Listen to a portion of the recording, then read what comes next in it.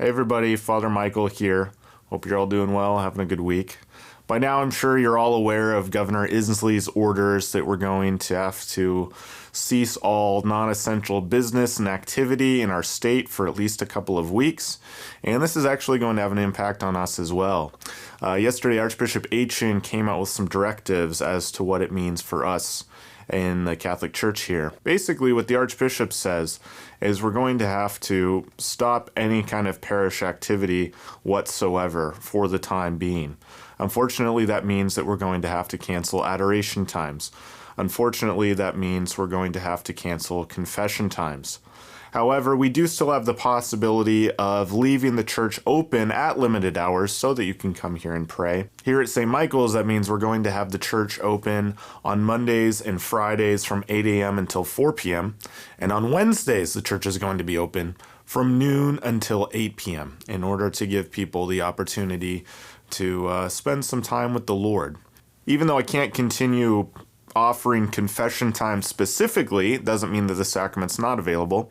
If you want the sacrament of confession, you can email sacraments@stmichaelsnahomish.org, and through that we'll get you set up with a time that we can meet and celebrate the sacrament of reconciliation. Additionally, if you need communion for any reason, that would be the place to email as well in order to get that set up. Like normal, if you have any emergency situations, if someone is in a danger of death in some way, please just call the parish office and hit the star button, and that will send it to the emergency line, and that way I can give prompt attention to whoever is in particular need. On Friday, just want to let you all know that I am planning to try to live stream something, going to try to live stream Stations of the Cross at 3 p.m., and so I invite you all to join in on that through Facebook Live. And I don't know how it's going to go. It's kind of an experiment. This stuff's all a little bit new to me. But we're going to try to do that. Stations of the Cross, 3 p.m. on Friday. So log in to join. I don't want you all to forget that today is actually the feast day of the Annunciation, which is the celebration of the angel Gabriel coming to Mary and announcing that she would be the mother of our Savior. And that is a solemnity for the church, and a solemnity is the highest form of celebration in the church. And so even though we're in the midst of Lent, we have this day that sort of is a day of festivity. And so I just really encourage you all, no matter what you gave up for Lent, make this day special in some way. If you gave up chocolate, eat some chocolate. If you gave up, soda, drink a soda.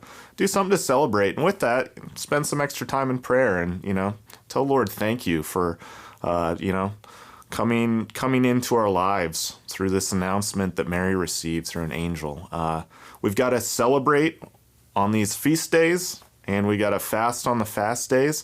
And together, both our feast days and our fast days, there are opportunities to bring us closer to the Lord.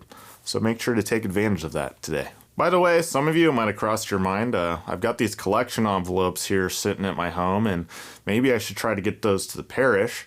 We're still taking those. If you want to go ahead and send those in, we'll still accept them. And it's also a good time to transition your giving to online giving, to e-giving. And the easiest way to do that is just to text St. Michael's Nahomish to the number 77977. And if you do that, you get a link sent to you, and it makes it very, very easy to just set everything up. And from that point forward, you got everything sort of available to you just right on your phone. So encourage all of you, if you haven't transitioned to electronic giving yet, right now is a great time to do that. By the way, we're going to try to make Flocknote our main communication avenue for the parish right now. So if you haven't signed up for that, please just go ahead and send a text, SNOHO Catholic, to 84576 in order to be able to get all of our new updates, any kind of news coming out. That's going to be the first place that we probably go, and we're going to start working to get those things out soon. This time poses a particular challenge to us because we can't come together and have the support of one another in faith and in worshiping God that we would normally have. But in some ways, it's actually a good opportunity, and because I think that it is a time for us to remember that our faith isn't just here at church. It's not just what happens at the parish building itself, but it involves our entire lives. And so even though we're not necessarily coming to Mass together or coming here to pray, it's given us this opportunity to learn what this means to live the faith in our family, to learn what it means to pray with one another and for each other, even from our own living room. even from our bedroom. It's a shift. It's a change in how we sort of practice these things. But it doesn't mean that our faith goes away. Our faith continues, and Jesus continues to want to be with us and to give us what we need and provide for us, even if we're facing this difficulty at this time. Throughout history, the church has faced far worse situations, far more challenging situations. You think of all the Christians who have been imprisoned and couldn't receive sacraments sometimes for years and then ended up dying violent deaths. And yet their faith and their witness and their testimony continued through everything. And in the same way, if they could get through it when they're facing the lions in the Colosseum, I think that we can get through it if we have to, spend some more time sitting on our couch for the next couple of weeks. It's a good opportunity to think about and plan out with your family. Maybe instead of just letting Netflix go all evening, when are we going to pray together? When are we going to pray the rosary together as a family? When are we going to pray the Chapel of Divine Mercy together as a family?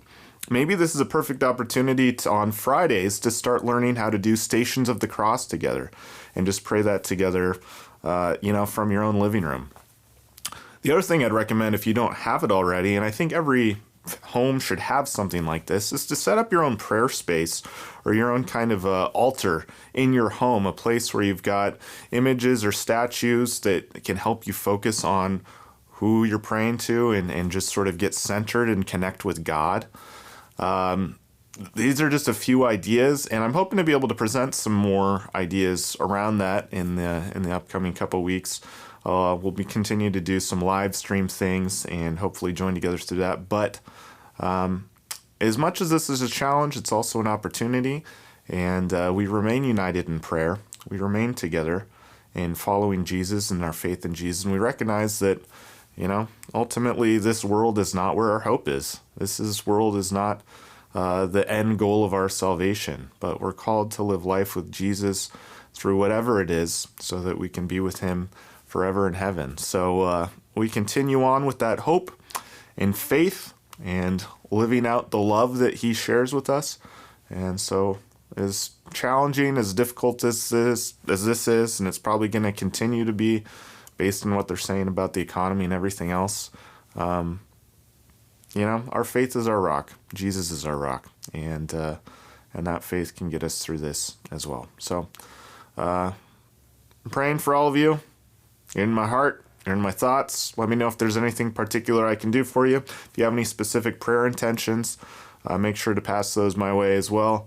And I'll be sharing some more with you soon. So God bless you all. Have a good rest of your week. Stay safe. Stay healthy.